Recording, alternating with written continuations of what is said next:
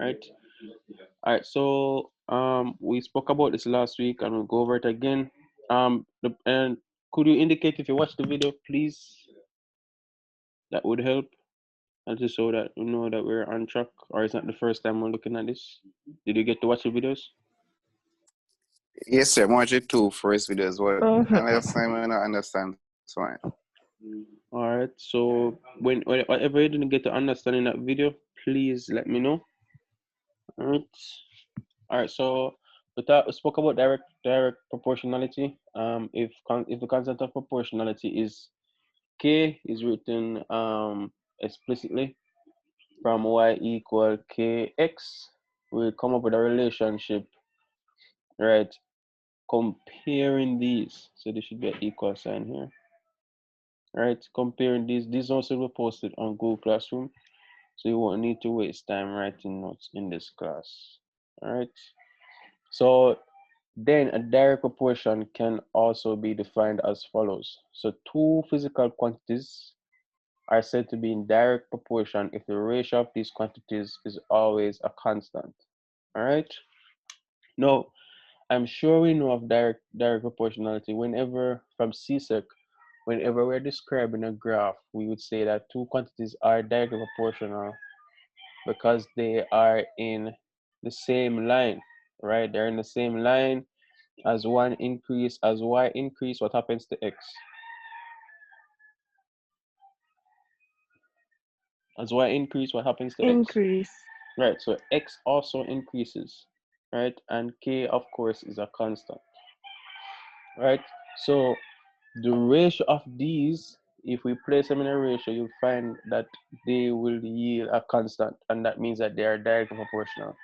Hence, if a graph of y against x is plotted, a straight line graph passing through the origin will be obtained, right?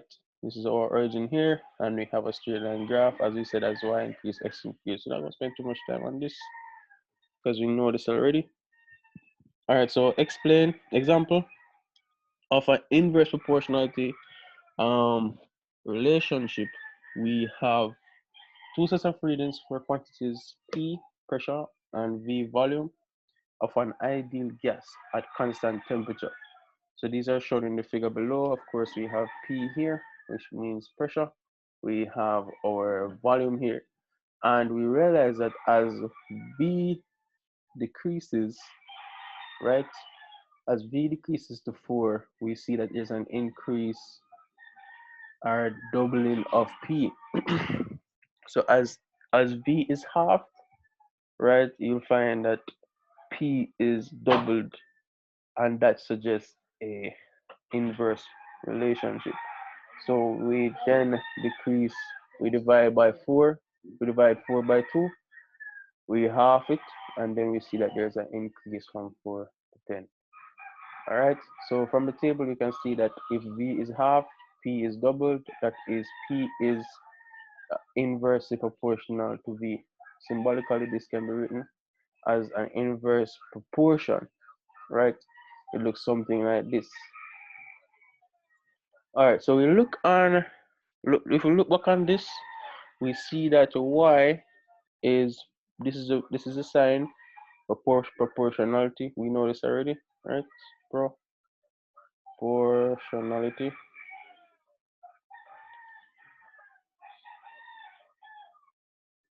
Right?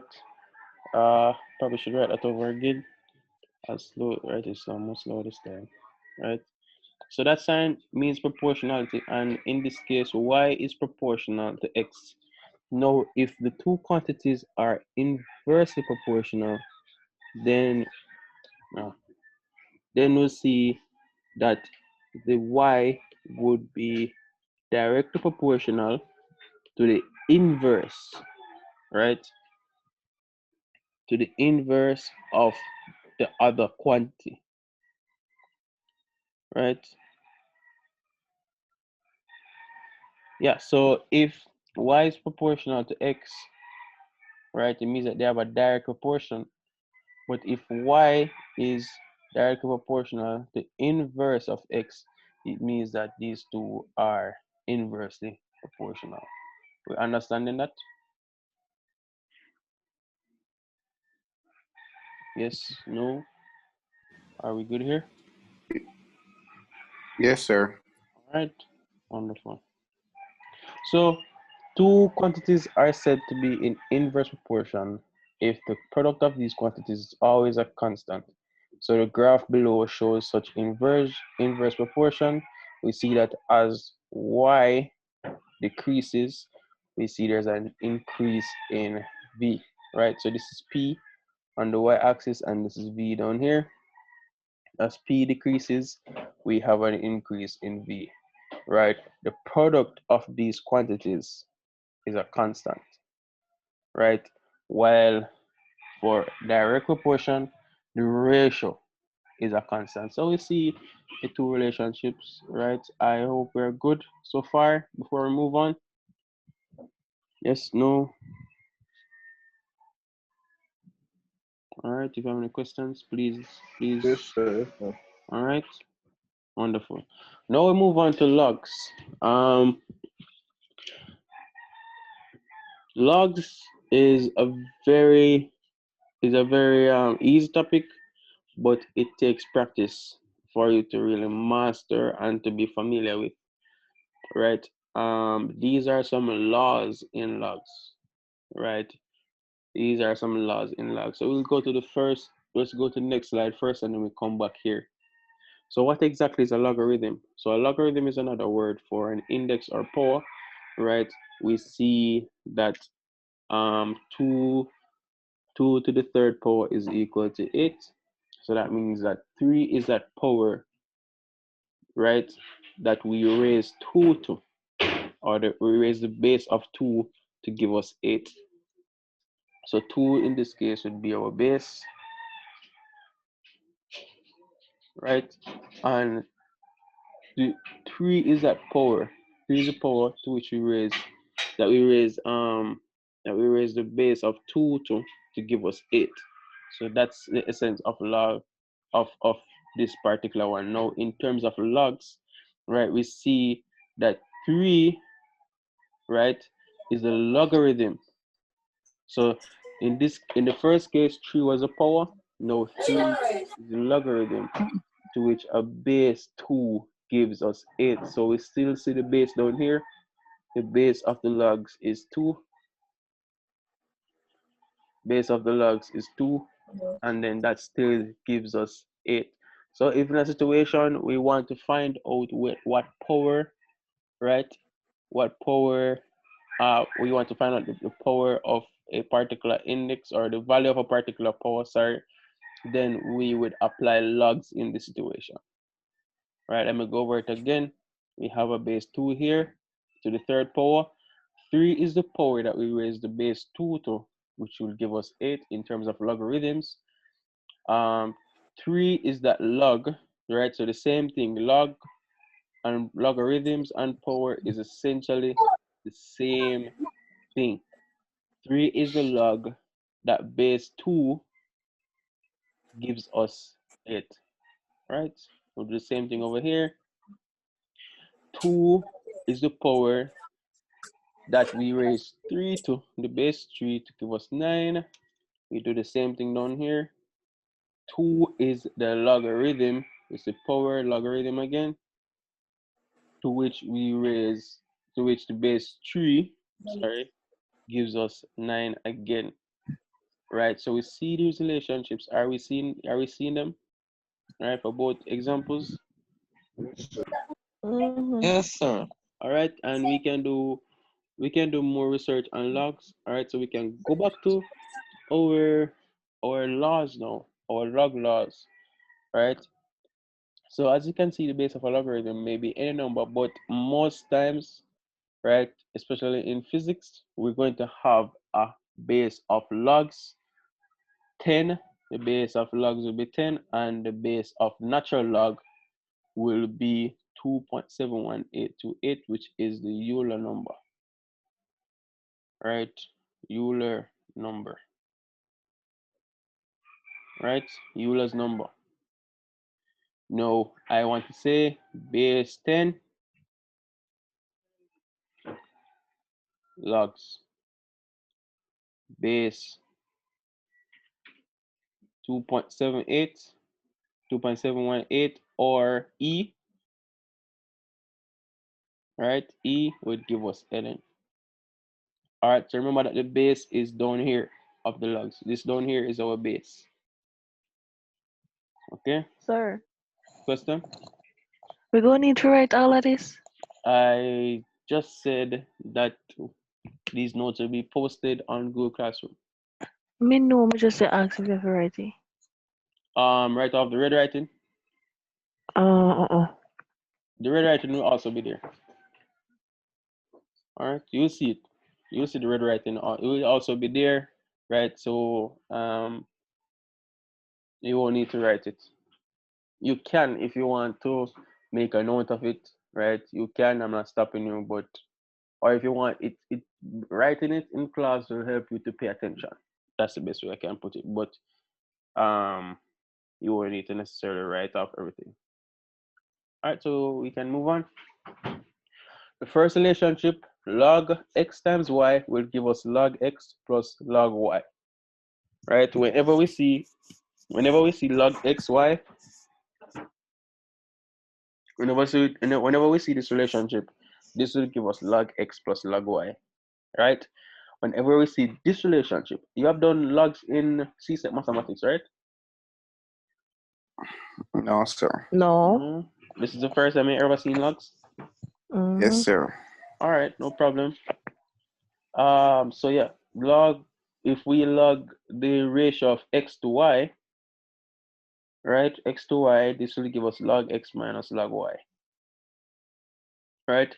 These are just some relationships that will help us in our calculation. Just see them popping up in the future, but we just want to ensure that we place them at the front so that whenever you need to go over them, you have them at your disposal, right? This third relationship is log x to the a, right? We can bring this a down. So we can kind of transport this a into the front of the logs, right? We can take this a and we can move it, and that will give us that. So we need to find the value. Let's say we have x to the a equal, say, 12, right? We can apply logs to both sides of the equation. Log x to the a equal log. So whenever we're applying logs, we have to apply it on both sides of the equation. What can we do with this a? Somebody tell me what we can do with this a.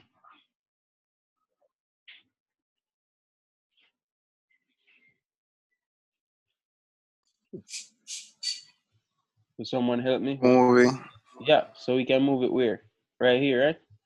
Yes, sir. Yeah, so it would give us a log x equal log 12. And we can then, let's say we divide both sides by log x, right? We can then find the value for a. All right, so this is an example of us moving the a down here, right? Which can help us to find the value of a. All right, instead of x, let us put 2.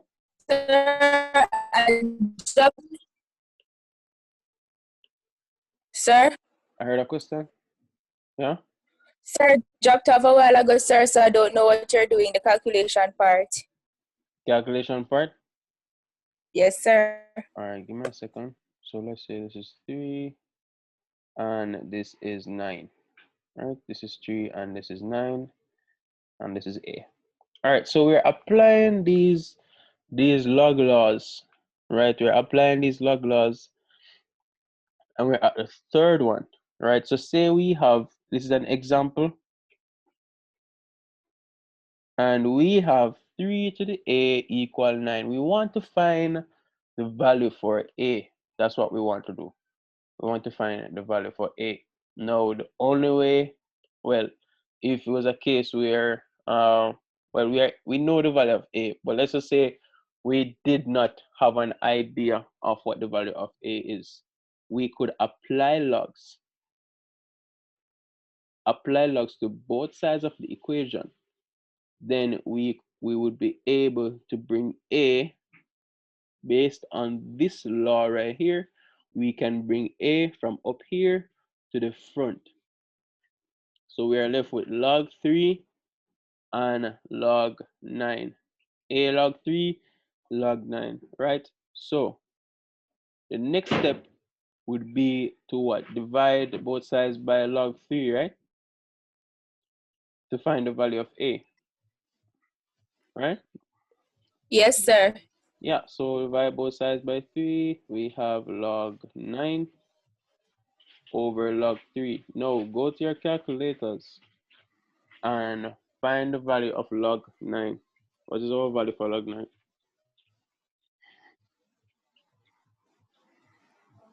Zero 0.954. All right, anyone else got that? Yes, sir. All right, so 0.954. Sorry.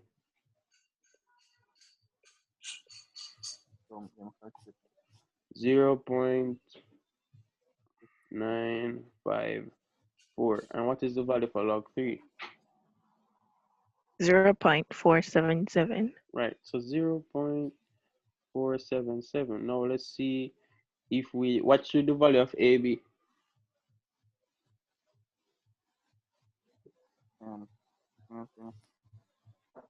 Three, 2. sir. All right, so I hear one person saying 3, Oh. one person saying 2. What is our value? Sir, man, I'm not using a calculator. A 2 we get. You got 2? Mm-hmm. All right, so that's what I got as well. So let's test this out. So 3a. So 3. So what is the value of a again? The value of a is how much? Right? What's the value of a? 2. Right. So 2. 2. So 2. And what is this? 3 to 3 squared is how much? 9. Right. So we see 9. where logs come in, right?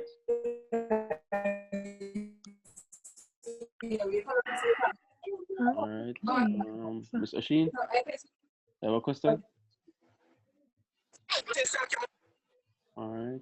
All right, let's move on. So are we seeing the value of logs here? Yes, sir. All right, beautiful. All right, so the fourth law, right?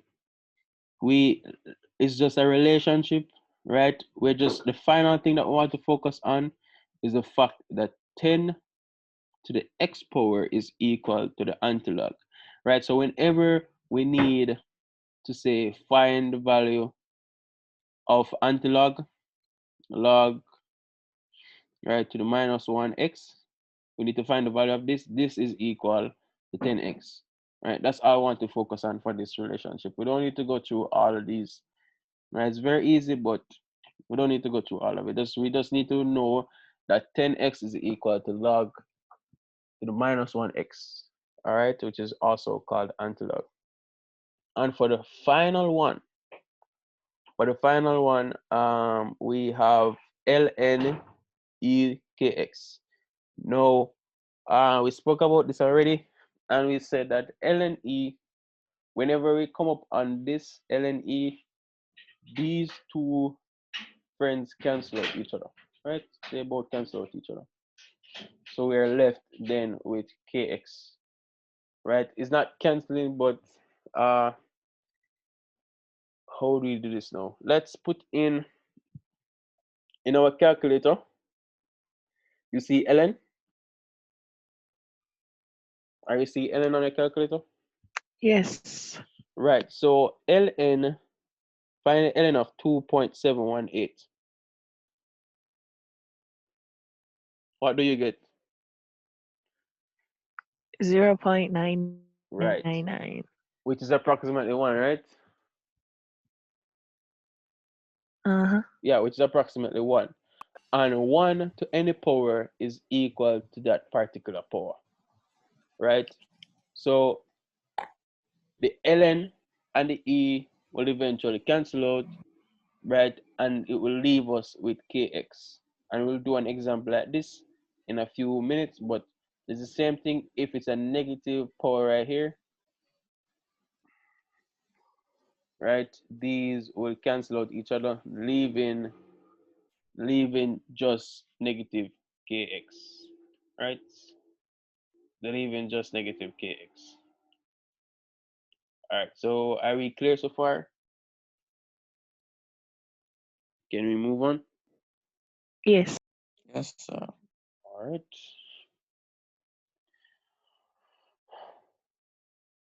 All right, let me. All right, the next thing after logs, right? We go to introduction to linear relationships, right? So if there's a linear relationship between two variables, x and y, then they are related by y equal mx plus c. Have you ever seen this equation before? Yup. All right, so that's good, that's good. So where m, what is the value of m? What is m? What exactly is m? The gradient. Right, so m is our gradient, and what is c?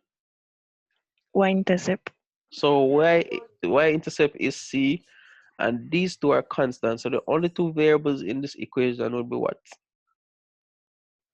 Y and X. Right. So y and x will be the only two variables in this case. Are we all seeing that? Yes, sir. All right, beautiful. Now, this is called the equation of a line. We know that already. So note that although the graph is linear, it does not pass through the origin. X equals 0 and y equals 0. We see that there is a y-intercept here. Are we all seeing that? Right? Yes, sir. Yes. Yes, sir. Yeah, we see that. We see that there's a y-intercept here, right? And a gradient, and that's the relationship. Now, you should notice the following points. When x equals 0, right? When x is equal to 0, m times x is also equal to 0, right? Because 0 times any number is 0, right? Zero. Yeah. Yes, sir. So y equal c in this case. The final thing will be y equal c. And when y is equal to 0, we see that we end up with 0 here, and then mx plus c. So 0 equal mx plus c, we bring over the mx, so we have negative mx equals z equals c. So when y is equal to 0, we have our x-intercept, right? You won't necessarily see that more as often as if we saw our y-intercept, right? You will mostly see y-intercept. You won't see x-intercept much, all right? But this is just for information purposes. You should be able to manipulate the equation of a line. We'll do that quite a bit, right? And we'll do that even now, right? Next slide, we'll do that. All right, so we have our equation here, right? And this is called a similar graph. Now, a similar graph meaning we have logs on one side, we have logs here, and then we have a regular variable here, right? So a similar graph uses a logarithmic scale and a vertical axis and a linear scale, right? So the vertical axis will be a logarithmic scale, and we have a linear scale on the horizontal axis. The similars are useful when data plotted is thought to be a exponential function. All right, so we have an exponential function here, y equal y naught, right, e to the ax. So y would be the final y, and then this would be the initial y. Let's just let this be the initial y. Y naught would be the initial y, right? Now, if we apply logs to both sides of the equation, right? Let's say we see the e here, So that means we know a relationship that that uses ln EAX. You see this relationship coming already, right? Remember this Yeah. relationship? This guy down here, right? Yes, sir. Yeah. So if we apply logs and we see another log relationship, right? But let's do it in a few. So we apply logs on both sides, but we use ln instead of logs. They are essentially the same, right? They are both the same. And we have ln y initial plus ln, right? All right, let me just slow down for a second.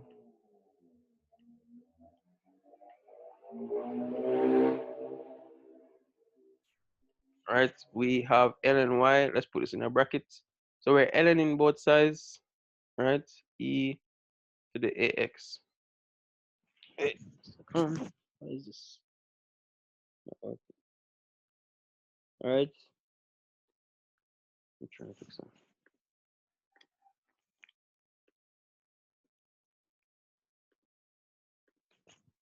So we have e to the ax right here. No, does this look familiar? ln, right? Y0 e to the ax. Right, does this look familiar? Up here, right? We have ln x times y. You hearing me? Yes, sir. Yeah, we have ln x times y. Ln and logs can be used interchangeably. All right, it doesn't matter what base you're using. Okay, so you could have a base 10 or you could have a base of e. So what would this come down to? This, let's just say that this is our x and this is our y. ln x plus ln y. Right, so ln x plus ln y. So what is our x here? ln Y0, right? y y0 plus Yeah, y0 plus ln ln e to the ax. eax. Right. Are we all seeing that? Please stop me if you're not seeing that, right? Okay. So break up the bracket. We didn't break the bracket. We are using the relationship here. We have log xy, right? Same thing. The bracket is just indicating that we're logging both variables. We have log xy. And this would give us log Okay, x so plus log y. Oshin, you have a question? no, sir, I just said okay. Okay, wonderful. So we have ln y 0 plus ln e to the ax. Are we all seeing that? Mm-hmm. All right, beautiful. Yeah. Then we come back over here and we apply a relationship, right? Then we end up with ln y0 plus ln e to the ax. Let me get rid of this, right? From here, I'll put the graph down there. So now to go to LNE something, sir.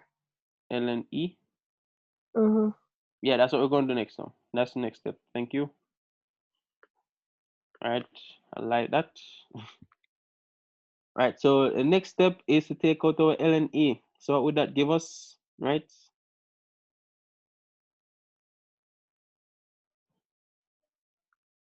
All right, let me start. We have lny here, lnyo. So what will come over here now? AX. Right, just ax, right? lny. And of course, we have the same thing over here. So that means that we're talking, we what we're saying makes sense, right? What we're saying makes sense. So we have lny, we have our ax, and we have our lnyo. This is the initial y. All right, so it looks something like this, and we can now relate this to our equation of a line. Right? So question, sir. Question? Yeah, go ahead. Why never remove the other ln? Go again. Why never remove the other ln? Why didn't you use the other logs? No, the ln right. Yes, the ln y0. Why never remove This that one? ln? Yes, This sir. one here? Yes, sir. Yes, sir. I am not understanding the question. Come again. You say, why did you use this one? Sorry, don't get it cancel Remove. out part. Hmm? Yes, sir. Yeah, it's Cancel over out part. here. The same one. But it's because we wanted to find, or I want to simplify down the x here, the ax. Wanted to get rid of this e here. So we apply logs to both sides. And we end up with ln y0. Right, we use it. It's over here. Right? Mm. Yeah. You understanding? Yes, sir. All right. So we apply ln y here.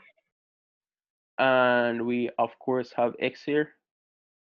So what would the a be? What would our a be? M. Right. Our a, M, sir, M. yeah, our a would be m.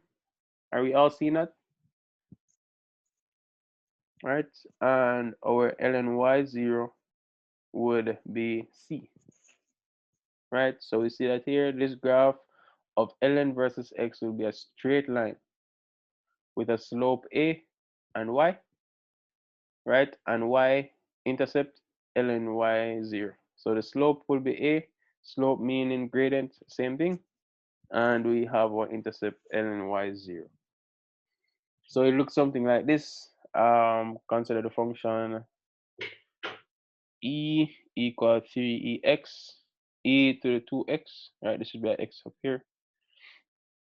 So the semilog graph function is shown in the figure. So it's your time now to bring this down. Yeah, let's bring down this equation. So we have y equal 3e, right? 2x, 2x, right? Now, what should I do next? ln something. Right, so we apply logs to both sides. So we'll have something like ln y, right? Mm-hmm. Equal, what's the next step? ln this ln also. bracket 3 something. 3 something? What is something? 2x. Right. So we have 3e to the 2x. What is our next step? Open the bracket something. We're not Yeah. opening, what you call it? So we apply our log law, right? So what Yeah. would we have? ln 3e ln plus 3, ln 2x. ln, go again? 3e. No, we're applying the log. Just e. Applying, so we say ln x, x plus y, x, like, sorry, log x times y, that will give us log x plus log y. So what would this be? So log x, right? What's log x in this particular case? You're going to use it 3 or not? Yeah, we're going to use the 3. So it'll be log 3, right? So where e So go? a log 3e The e, times. we're going to apply logs also to the e. So it'll be plus. Oh, there's one different something. Yeah. So one is x. Say? That's what I've been trying to say, right? Okay, continue. And one is y. So I have one x, one y, and then 3. And So what we have over here? Let's say I know x and y. So Yeah, you can just as I said, I just the number. I just the whole number x.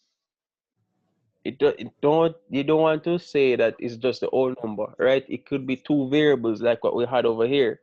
It could be y0 and e to the ax. As I said, it comes with practice. So after the class, I encourage you to go back over this again, All right, go back over this and ensure that we get it. All right, so 1 would of course be x. If we have x times y, right, we'd have ln x plus ln y, right? As I said, it comes with practice, so we work over it again, right, to ensure that we get it. So what would Sir, here? Question. EY go always be E. Hmm? Like E